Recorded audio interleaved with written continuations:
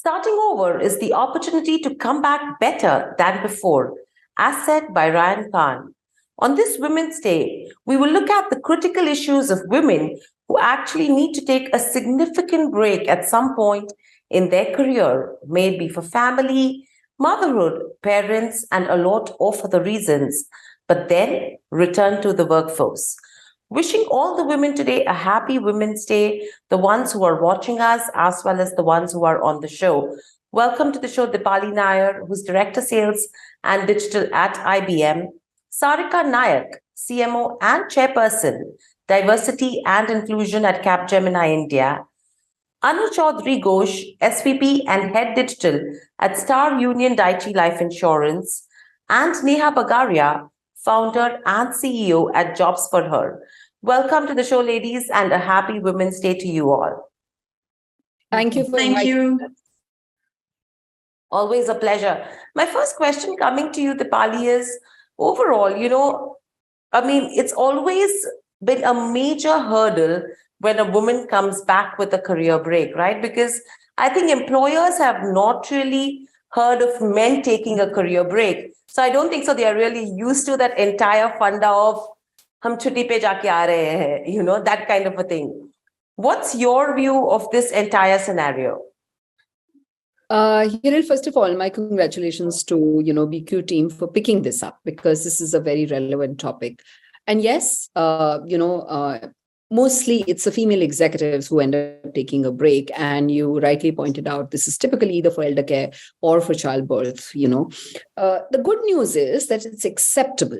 It's not a taboo. It's all right to take a break, for childbirth or even for elder care, because the society has assigned us, that responsibility. The challenge happens that when a future employer is looking at you, they are wondering two things. One, they don't know how much to pay you, where to do the match for your salary, the last drawn salary. Should you be paid, should you be considered equal to people, who have worked for, the last 2 years? Let's imagine if you've taken a 2-year break. So that's the one challenge that, future employers face. The second challenge that they face is that the hiring manager may not be so convinced that you've stayed relevant. And therefore, they're taking a risk. It's a higher risk as far as, the mindset is concerned when you are taking a woman back, who's had a long break. So I think these are the two issues that we need to discuss. And therefore, what can female candidates do if they do decide to take a break, to deal with these two issues and to reassure the future employers? Absolutely. Very well put as well in terms of, the issues that are being faced as well. Sarika, if I come to you, again, at the organization that you work and at organizations that you would have worked in the past as well, how do you see, leadership teams, management teams viewing women who've taken a career break? As Dipali mentioned, yes, it's acceptable. I mean, you have the rights to do it, but are they viewed equally? So thanks, Hiral. And, Dipali very clearly pointed out the two main challenges when you are looking at women returning to work. To be very honest, for the kind of talent gap that exists in India, where, the supply demand, there's a big mismatch, having women who have been capable, who are trained, to lose them out completely clearly is a very sad thing. So, more and more organizations are looking at tapping back into the talent. So if you ask me, the concept of returning women, after a break is very acceptable. And if you ask me, at a leadership level, really is where the focus is. So more and more organizations, it's no longer a question whether you should have them or not have them. The question is, how do we enable them so that they can join the workforce and hit the ground running? So many organizations, and I know for sure that, the IT services industry is in that sense a little ahead, have programs where they have training programs where women can, quickly come to speed, especially when technology, it's changing by the day. So how they can quickly come to speed and in some way, not feel like a misfit when they join. Second, many organizations like ourselves are also having buddy programs. So let's say before they onboard somebody who is joining us after a break, they have somebody who helps them come to speed on the organization culture. They kind of give them an orientation about the organization, what to expect, what not to. And once the women join, they continue to handhold them till such time that they are then comfortable and they feel part of the organization. So I would say it's no longer a question of do we want them or want them or not back. It's really a question of how quickly and how in a very nice way can we welcome them back into the workforce. Absolutely. In fact, when you talk about, specifically, especially after COVID has hit, the impact in terms of what hybrid working has created, that's actually made people understand that, yes, you might not need be, you might not be at office 100%, and probably you can still work from home, right? Coming to you overall in terms of, Anu, taking insurance as a subject, as a business, insurance from a sales perspective, a lot of it has been hybrid as well, right? Way before everyone even understood what hybrid working was. How are you seeing the sector which you are in and looking at women who've taken a career break? Thank you very much, Hiral, for the question. And I think it's very relevant because COVID was the time when, there was a lot of digital adoption that kind of got accelerated. And specific businesses like insurance were actually working overtime during this time because there were a lot of claims to be paid, a lot of clients to be reached out to. There were many queries, and a lot of technology output, and a lot of the the employee management, all of that moved more towards a hybrid system. And it's one of the reasons why in most of the insurance companies we still continue to be either hybrid or even work from anywhere. You're not like necessarily compelled to come to the office, which is of course at the same time, if you want to come to the office, you're most likely to move in. But it's primarily reaching out to the customers. Today the customers are not necessarily walking into a branch to get a query done. They are primarily either reaching out through your website, or they are reaching out through your call center. And a lot of things can be done, do it yourself or do it for me format, where somebody is there to help you out. So in terms of insurance, I think whether it is general insurance, life insurance, health insurance, the way I've seen people, one is that they have understood the value of insurance. As far as women are concerned, earlier during COVID, I've seen many cases where they had no idea that they had that the husband had an insurance policy, whether it was a health policy or even a life policy. So that has kind of triggered the need for people to understand where are the documents kept. Do they have a health insurance? Do they have what are the hospitals they are supposed to go to? So that is something that I mean, in the 25 years that I've spent in the industry, I have never seen such a rampant, need to understand where are the documents, how do I get my insurance claims done. So I think from that angle, although, probably that is not the way you would have never thought in 100 years that a pandemic is going to hit us. But the industry that way has gained to the extent that we now have a little more aware consumers. The products are also ever changing. And I think as an economy, we are also becoming we are becoming more adaptable to new challenges. And the world is changing very rapidly post-COVID for the better, I hope. Neha, coming to you from a job seeker to a job giver, a job creator, how has the journey been for you? Well, Hiral, it's been quite an interesting journey. And I think more than job giver, we are more of a job connector for women and job creator. So first and foremost, when I was a job seeker, it was actually very interesting also to see the journey, how it evolved from when I was a starter and I had just graduated from college versus when I was a restarter and I was getting back into the workforce after taking a break. It was, of course, a far more difficult journey to be a job seeker when I was a restarter, because to get companies to understand the value of taking a break, the life skills that you learn from that, and then the fact that you're ready to jump back into the workplace is quite an uphill climb. And that's what made me realize actually that we need to create these job opportunities when it comes to women returnees. And we need to connect the women with all the kind of jobs that are available with companies who are willing to take them back. Right. Another aspect that, I want to consider over here is, and this is one of the statistics that I was reading, is that the number of working women, once they take a career break, is on a downward trend as well, right? Yeah. And that's very interesting for me, whether to understand that, is it the psyche of the women who are taking a career break to not come back? Or is it the lack of support system? I mean, which way do we go to? Because right now we're talking of women empowerment. Yes, there are a lot of men who want the women in the house, maybe your father, your husband, your brother, who want you to work, right? So why is that trend moving downwards? So how do you change that psyche? Because it's probably, and interestingly, it says that it's women from urban area who don't want to go back to work versus rural.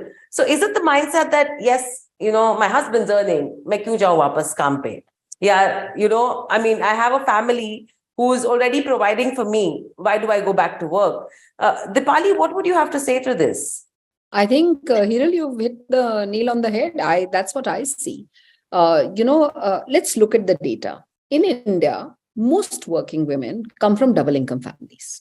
So for every working woman, every 100 working women, 95 of them belong to double income families, right? And they tend to take a mid-career break at a stage when they're doing well and the partner's doing well too. So financially now, suddenly there's no longer any need for them to work once they decide to take a break for whatever reason. That's when the inertia sets in, because you get used to a certain lifestyle, which is easier. I will say that, okay? It's easier to be at home and not get to work and still, have, let's say, the same economic and lifestyle, for your family. Now, therefore, there requires a huge push, for them to come back. Now, that push has to either come from the family, society, the previous employer, new employers, or they themselves. And that's what's lacking. The second thing on the mindset issue also is that at the time that we all decide to take a break, I've taken 2 breaks, for example, one during childbirth. So that was forced on me because my son was not well. I was away for a year. The second one, I took the decision myself. My mother was not well, to take care of her, right? Now, when I took my first break, I wasn't sure whether I was not in a state of mind at the beginning of my break to even think through, when am I coming back, whether I'm coming back, etc. And somewhere midway, I realized that I will need to go back. I may want to come back. And that's where I want to discuss strategies of what you can do during your break to ensure that you have a smooth, going back. But when I took the second break, I was ready. I knew exactly what I would do during the break to go back. Now, this is my question to everybody who's listening. When you take the break, is it with the mindset of going back, or do you think of it as a holiday and, you even think about whether you want to come back at all or not? So I do think, Hiral, it's a lot to do with mindset and the lack of support system, and the conversations around you do not make it easy. I just want to break with an anecdote here. If a guy was to take a break in India, people would ask, how would your family manage? What are you doing financially? What happened? When I took my second break, and I went for a, big fat Indian Marwadi wedding, which are typically 3 to 4 days. And before that, I only used to go show my face for one function, so somebody asked me saying, Didi, how come, you're here for so many days? And I said, I've quit my job. And I was told, अच्छी बात है. अब आप घर पे ध्यान रख सकते हैं, अब आप घर पे फोकस कर सकते हैं, so the societal reaction is also very different. There's no social pressure for me to go back. No, absolutely. A very well put point that with Indian culture, yes, they in fact encourage you to be at home. And yes, things are changing, but not everywhere, right? Yeah, you have taken a career break as well. What were the key challenges that you faced when you had to actually come back? Well, Hira, there's been a lot of challenges that I saw when it comes to women who've taken a break in their careers and want to get back to work, because absolutely employers are not used to it at all, because men don't take it. And if you look at the typical workplace today, it is built by men, for men, of men. And then here's this woman who decided to step out of her career, mainly to be there for her family. So the kind of questions that women usually get asked when they're getting back to work after taking a career break usually revolve around the personal sphere. It is around that, do you think you're ready to be able to jump back into work? Are you sure you're going to prioritize your work and your job over your family? Do you have the kind of support structure that is required to be able to handle your family responsibilities? And it has very little to do with questions on their skills and qualifications, but more on their readiness to be able to restart. Sarika, from a break perspective, what would you advise a woman who's taken a career break? How should they make sure that they are relevant to their career when they come back as well and not completely living in isolation? So, we live in a society which does so much of conditioning for so many years that it takes a little unlearning and quite a lot of unlearning to really, for organizations, for individuals to start thinking about women when they want to come back. What are the, things that they need to take care of? So I would actually first start with the self. I would say before we even go to the society and we go to the organizations, it starts with the self.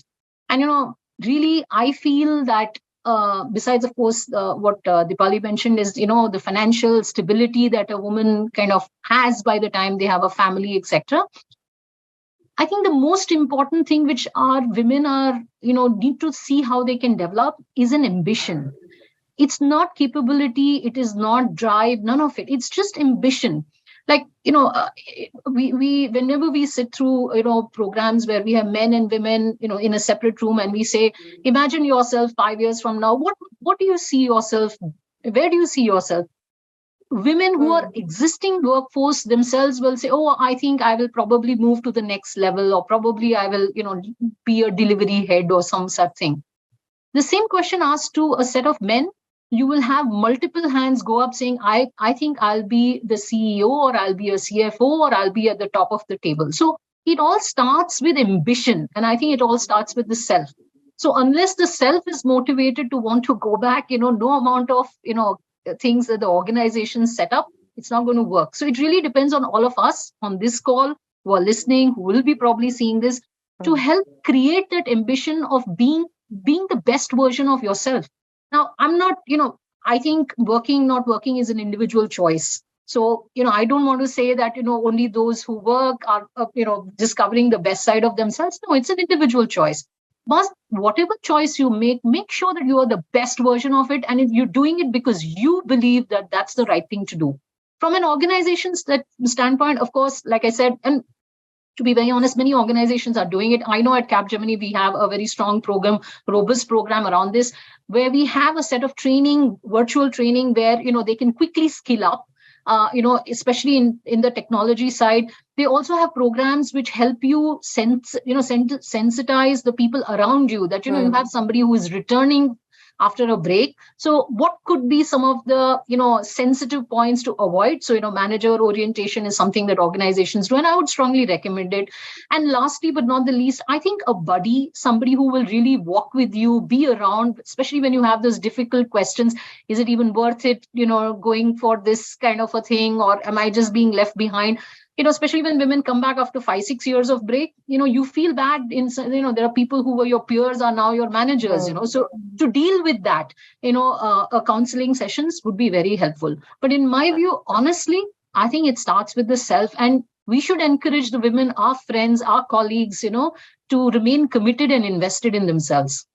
An interesting statistics that we've been picking up is that the number of working women who are coming back to pursue their careers, that's in a downward trend in India. And specifically, if you go to see it's urban, where this kind of a phenomenon is much higher than rural India. What would you have to say to this? Yeah, here the numbers are pretty bad. So out of 100 college graduates, 40 of them are women right now, which is great. Yeah, and that education gap has actually been met by our previous generation. But out of those 40 women, only 8 pursue a career. And out of those 8, 4 of them drop out within 3 years. And that's why you're seeing 50% of women who start working in India, they are dropping out of their careers. And the reasons behind these are usually life stage related. And we like to call them the 4 M's for why women take a break. The first one really is marriage. And in that case, if that woman gets married, she feels that, okay, the point of her education was to find a good husband, not a good job, and that's been met. Or her in-laws might not be okay with her working, and so she, quits work. Or the second part, which is mobility related, there are a huge number of women, about 70% of women in India, they migrate to a new city when they get married. And that, of course, becomes a big change in their life stage, which affects their career. Plus, mobility comes into place when they become a trailing spouse and their husband's job is moving from city to city, often country to country, and it's tough for them to keep a job down in that scenario. The third M is the largest reason behind it all, and which is motherhood. Usually, in fact, if you ask a woman how long her gap is and then how old her child is, that's usually the same number of years. And it's motherhood that really gets a huge number of women to stop working, because right now the bulk of caretaking responsibilities falls on that woman's shoulders. And the fourth M that also affect women's careers is medical care. And this is usually to the elderly. If there's a parent or a sick parent or a sick in-law, it's usually the woman who raises her hand, takes a step back to take care of them. So if we can figure out how at these different life stages, women can be supported through these difficult journeys and figure out a way for them to stay engaged with their career journeys, I think we'll be able to reverse this female brain drain. Absolutely. In fact, Anu, coming to you as well, what is that one advice that you would want to give not only the women, but also the men supporting the women who've taken a career break? So, yeah, I took a career break recently for about 15 months, right? And I have joined back the same organization that I was in prior to my taking a break. One, of course, I like the role that I'm given now. And at the time when, you have to firstly figure out what is the reason that you left and what is the reason that you're coming back. If that is clear in your head, sometimes, it could also be that you just want to explore. Like if you've been working from the age of 18 and till the age of, say, 46, 47, you haven't taken a break. Probably it's a good thing for your mental wellness to actually take a break and figure out what are the other things that you need to do. So that's something I tried, and I'm not saying I succeeded. I made some money, but probably, I realized that it'll take a lot more for me to set up things from scratch. And let me tell you, it's not a dream that I don't want to take up eventually, but maybe not immediately. So one of the things that I will always advise men and women to do is taking a break is something that, one, of course, if you're eased into taking a break, then probably that is also something that is to be taken up positively, right? Do something which is relevant for you during that break. So, or if you choose that, you're not doing something, when you suddenly see that the world is coming to an end and you don't see the end of the pandemic, many people have had to kind of had this introspection of what is it that I'm doing? Where am I? Who am I? People got a lot of time, and I am one of those people who took some action on it, right? So, so one, of course, as it's a little personal in terms of how you plan to take it up. It could be taking up new adventures, but I took up education, right? I always wanted to educate myself. So I took a proper course from NLS, and I did a PG in cyber law and cyber forensics. That I know that is going to be the future. So you'll also have to keep figuring out that if you want to sustain your career beyond your 50s, beyond your 60s also, even, you might have to look at various avenues, certain skill sets that you didn't have in your quiver earlier. Now you need to have those, arrows in your quiver as well, because the times that you are, that we are all stepping into, whether it is a man or a woman, it's going to be equally challenging for both genders, because, when I see the men and women today in their 20s and 30s, I don't think they believe too much they are far more gender agnostic than our generations. They are far more neutral in their mindset. So I think, and if we are to compete with that generation, then it's definitely something that we have to work really hard at staying relevant. And for that, not everybody needs to take a career break. But while you're at it, you just keep building on your knowledge, building on what's happening around you, and become a more wholesome global citizen than just be, at your job, doing your own thing and living in your well. So you just have to be the frog who comes out of the well and looks at the world around you. Taking the same question with you, is it the psyche of the women, or is it the lack of support system that's actually refraining women from coming back to pursue their careers after a break? Hiral, frankly, I mean, in India, we're quite blessed to have good support systems. A lot of us live in joint families where we have other family members around. Also, access to cheaper childcare is much more in India than in other Western countries. Yeah, of course, there's not enough infrastructure out there from childcare perspective, but at least there's enough options of getting help in our homes. Still, you don't see women getting into the workplace. And the reason really is a mindset problem. What we need to do is we need to change mindsets when it comes to how women perceive their careers, and also the kind of messaging that we as society give women, that we as families give women, and we as employers give women. So, for example, when it comes like the kind of we will treat women as martyrs when they are sacrificing their careers for their children. There's no great thing about being a martyr. Martyrs are going to be dead. It's more important that women find their own oxygen mask first and then help others. Or as society, we constantly question women that what is the need to work? Is it their husband earning enough? Or as employers, we keep asking women that are they really serious about their careers? So I think it's more the societal messaging and communication that is sent to women that then becomes their own internal messaging for themselves. Right. So between urban and rural India, how is the trend looking like?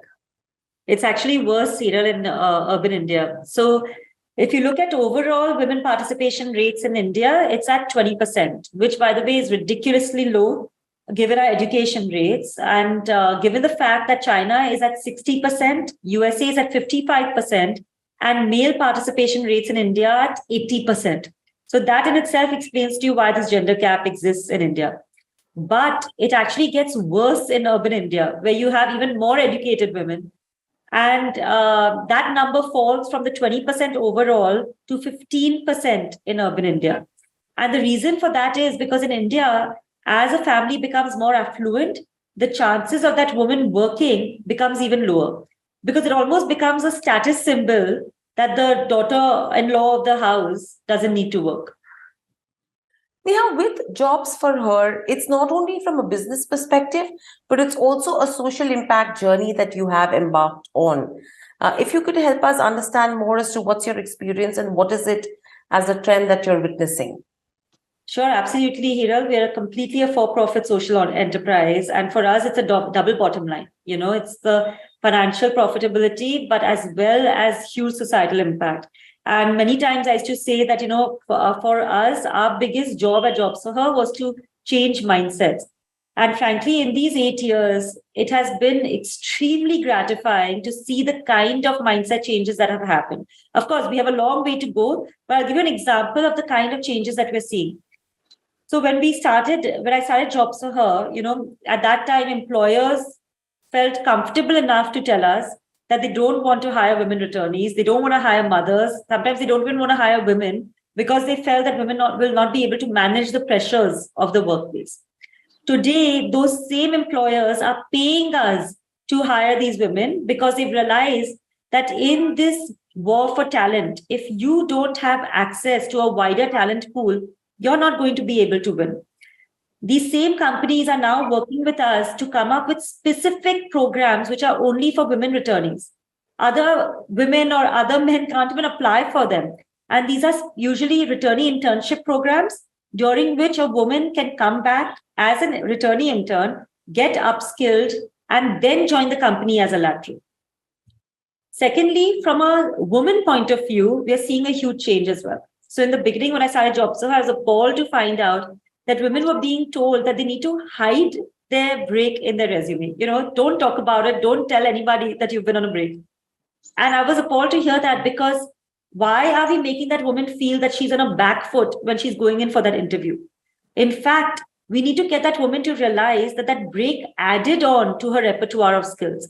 the kind of life skills that you pick up when you are on that break. And by that break, by the way, women are, it's not like they are on a beach, and watching TV.